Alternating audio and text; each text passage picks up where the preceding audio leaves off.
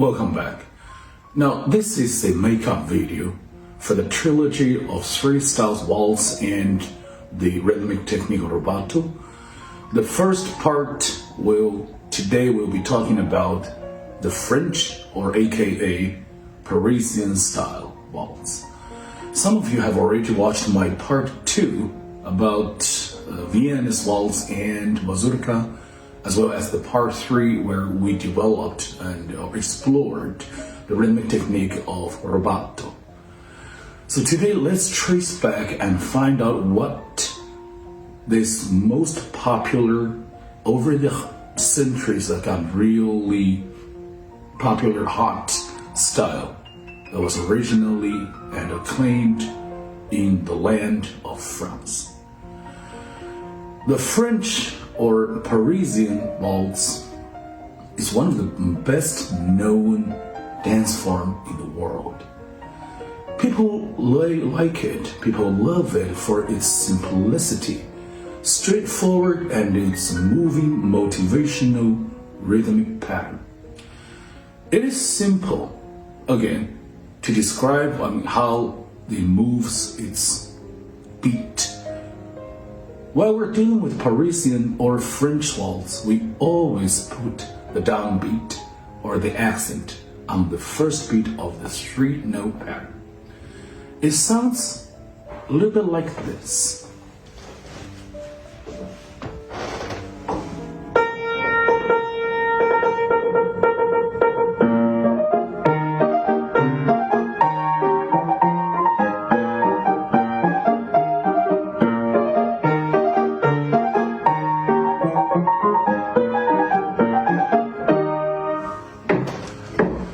As you can see, while we're doing this, there is something that we call it in pianists' world, we call it the direction of inertia.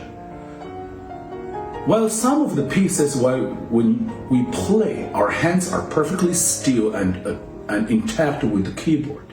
When we're dealing with dance forms like Parisian waltz, you do see some ups and downs, some vertical movement. While there are times you put your hands deep down the keyboard, there are also times you lift it or like to swing it and throw it into the air. This kind of motions in contrary form or happens in the cycle is what we call the rhythm of physics. While we're dealing with Parisian dance, one thing we have to notice that the accent does not only reflect in volume or in dynamic.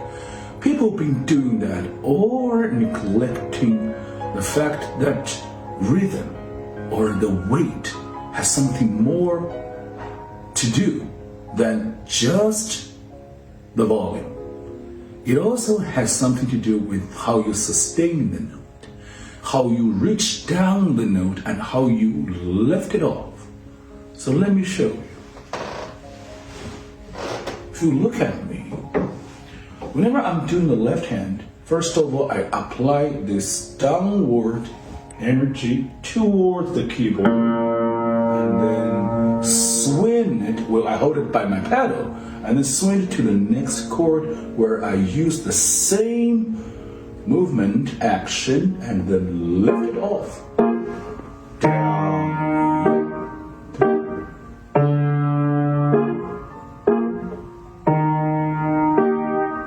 Now imagine if I do. You hear the difference? About that, notice not only I'm putting a tiny little bit more dynamic in the bass note, I also make them longer.